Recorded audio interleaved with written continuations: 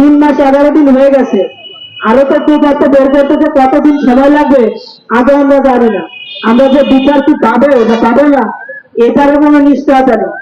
তবে আমরা বিচার পাই, অধিকার আমাদের না থাকতে পারে, কারণ আমাদের বাড়ি গোপালগঞ্জ। তবে আমার ভাই কি কারণে মারা গেছে বা কি কারণে তাকে গুম করে ফেলা হলো এটা জানার অধিকার আমাদের ছিল, কিন্তু আমরা সেই অধিকার থেকে বঞ্চিত।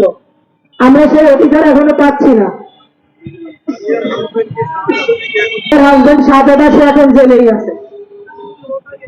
এটা হচ্ছে মহিলা পুলিশ কনস্টেবল তানিয়া। তানিয়া ওর বাঁচার জন্য ওর হাজবেন্ডের কথা বলছে যে আমার হাজবেন্ড জানে, তারা আপনি জিজ্ঞাসাবাদ করেন। কিন্তু যে মোবাইলে বাটন, মানে ওদের একটা বাটন ফোন আছে মহিলা পুলিশের, ওই বাটন ফোনটা হচ্ছে মহিলা পুলিশ কনস্টেবল তানিয়া। ওর ওই ফোনে আমার ভাইয়ের সিমটা 12 তারিখ রাত 9টা 38 থেকে রাত 11টা 44 পর্যন্ত অনেকবার তারা ওই সিমটা তাদের ফোনে ধরে ইউজ করে। এই এই মামলাটা প্রথমে আমরা রমনা থানায় জিডি করি 12 তারিখে। এরপর হচ্ছে আমরা আবার মামলা করি 16 তারিখে। এই মামলার দায়িত্ব ছিলেন সাব ইন্সপেক্টর আবু হানিফ।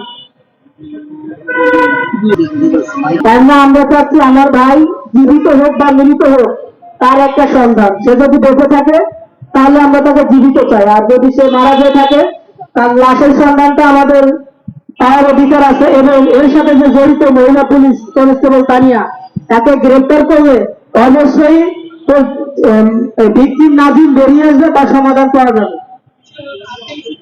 তার সাথে এই দেশে আরো যারা গুম হয়েছে বা এইরকম গুমের সাথে যারা জড়িত এবং এই মহিলা পুলিশ কনস্টেবল তানিয়া যে জড়িত আছে, এটার মাধ্যমে আমরা সমগ্র গুম এবং অপহরণ ব্যক্তিদের বিচার চাই।